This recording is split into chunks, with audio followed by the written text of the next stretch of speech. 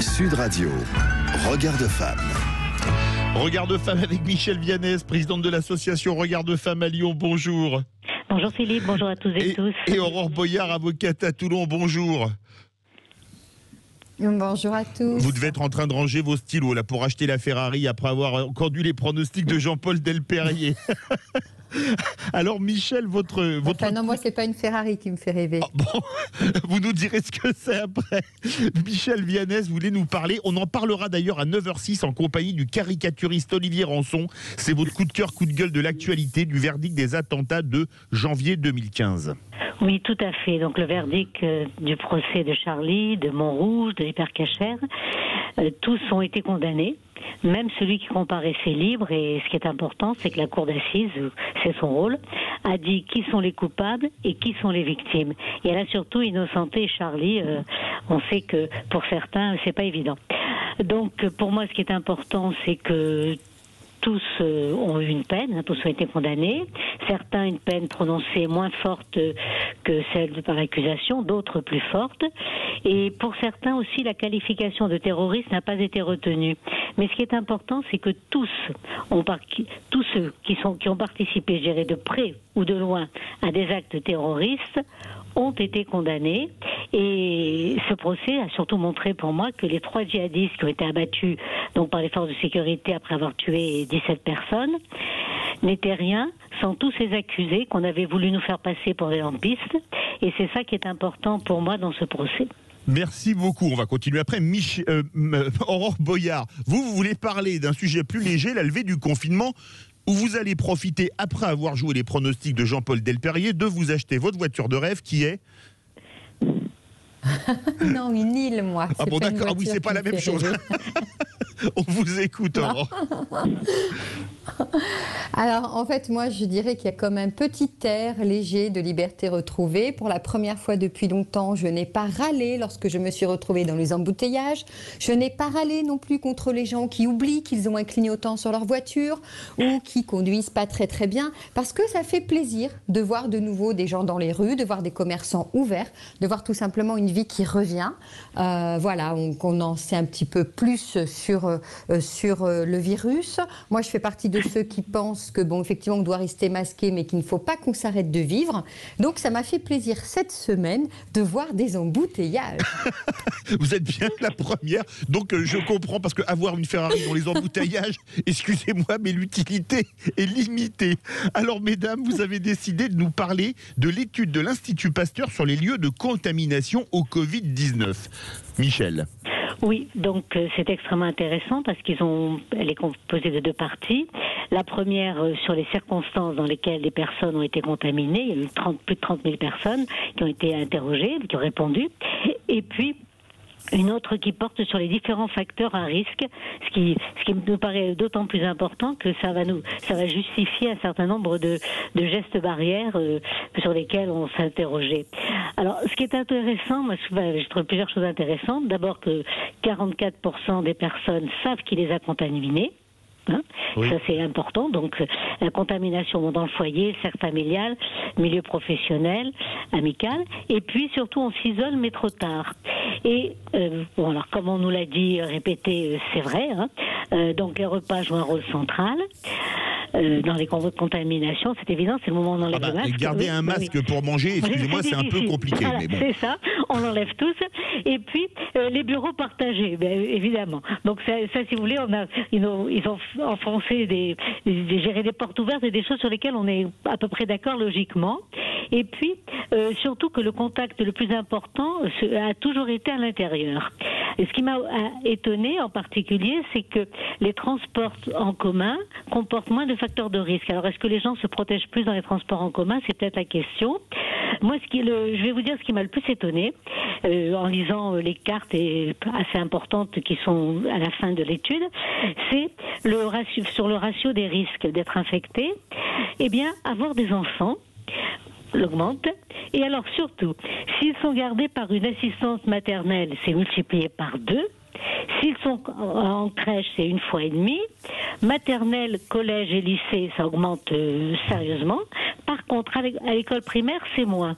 Alors ça, j'aurais bien aimé comprendre pourquoi. Alors justement, Aurore Boyard, vous ne trouvez pas que c'est un peu bizarre d'avoir plus de risques d'être contaminé chez une assistante maternelle qui a parfois que deux bambins à garder, plutôt que dans une classe où ils sont 30, 35, 40 ? Oui, non, c'est sûr. Après, effectivement, il faudrait un petit peu peaufiner, creuser ça pour voir, parce que ça paraît assez surprenant.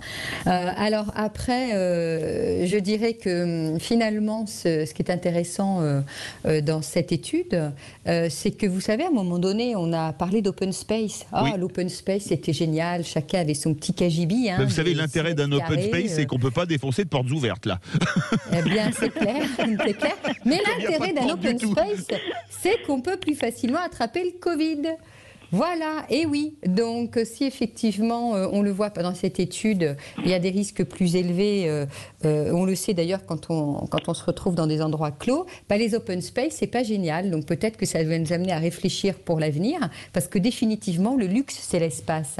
Et on se rend compte que dans les entreprises où il y a de très grands espaces, de grands bureaux, c'est facile de ne pas se croiser, c'est facile de pouvoir mettre en place des mesures qui évitent finalement la contamination et qui permet à tout le monde de continuer à travailler. Donc ça aussi, ça interroge sur les habitudes qu'on a prises, qui sont tout à fait de mettre les gens dans des cages à lapins, sur les conditions de travail. Définitivement, je pense qu'il faudra revenir à quelque chose de plus humain aussi. Aurore Boyard, vous dites un truc intéressant, je vais vous faire réagir, Michel Vianney, vous avez parlé de cage à lapins.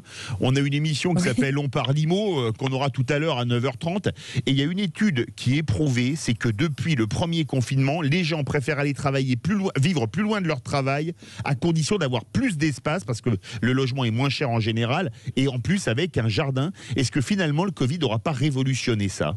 Je le pense en effet. Donc, oui, personnellement, j'habite à la campagne. Donc, c'est en dehors de Lyon. Donc, c'est vraiment, je n'ai pas vécu le confinement de la même manière que mes amis qui sont en ville, quoi. Donc, c'est évident. Et puis, avec sans doute moins de risques. Et ça, je crois que c'est un des points importants. D'ailleurs, il n'y a qu'à voir sur l'immobilier. On le voit très nettement. C'est clair. Ça, c'est clair. Aurore Boyard, vous êtes d'accord avec cette remarque qu'on nous fait tout le temps dans On parle IMO, Ils nous disent, maintenant, les gens préfèrent aller travailler loin de chez eux, mais avoir de l'espace. Alors nous, dans le Sud, on avait déjà ça, parce qu'il faut savoir qu'à Toulon, quand même, il y a une pression à un prix de l'immobilier qui est important, et donc il y a beaucoup de communes limitrophes qui se sont développées, comme Solliès-Pont, Solliès-Tousca et autres. Il n'est pas rare, et c'est d'ailleurs la raison du tunnel, que le tunnel a été fait, il n'est pas rare, le tunnel de Toulon, et il n'est pas rare, effectivement, il y a des gens qui habitent à 3/4 d'heure, 1 heure. Mais quand vous mettez, alors c'est sûr que le matin, c'est galère, mais bon, après, si vous pouvez aménager vos horaires de travail, ça c'est pas mal. Mais ça, nous, déjà dans le Sud, on le voyait un peu. Mais c'est vrai que c'est un phénomène qui s'accélère et qui est parfaitement compréhensible.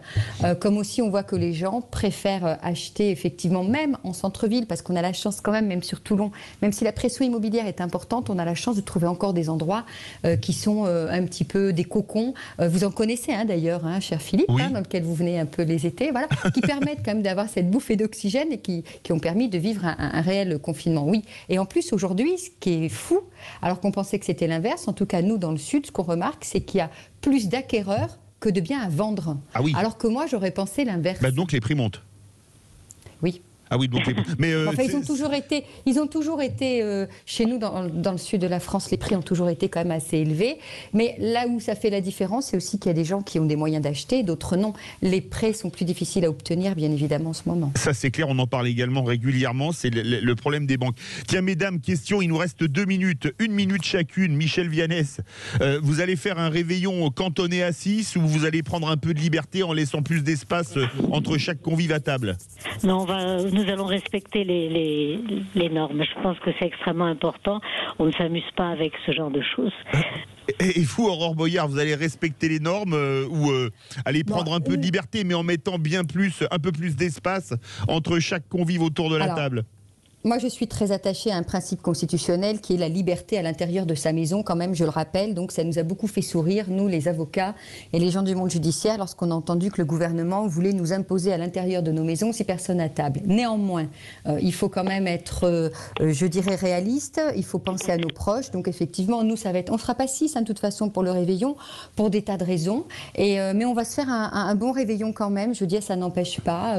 Donc, j'ai la chance d'avoir une maison qui est adaptée à tout ça et on va pouvoir respecter. Enfin, cela étant, je réveillonne quand même avec des gens que je vois régulièrement, c'est-à-dire mon conjoint et mon fils. Donc bon, on se voit tous les jours. Donc forcément, on évite, on a les gestes barrières, bien sûr, dans notre travail. On a aménagé nos outils de travail. On fait en sorte de porter le masque dès qu'on sort. Il n'y a vraiment pas de difficulté. Mais entre nous, c'est vrai qu'on se côtoie. Et je voudrais terminer pour parler des lycées. Tout à l'heure, on en a parlé. Moi, j'ai un lycéen, donc je sais de quoi je parle. Les lycées ont très bien réagi.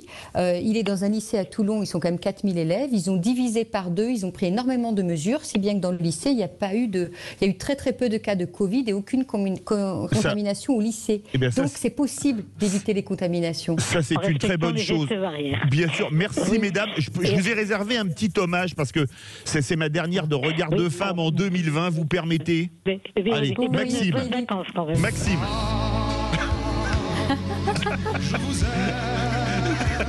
Je vous ai réservé parce que la semaine prochaine vous serez avec Laurence Garcia, ce petit hommage chanté par Julien Clerc. Et bonne fête.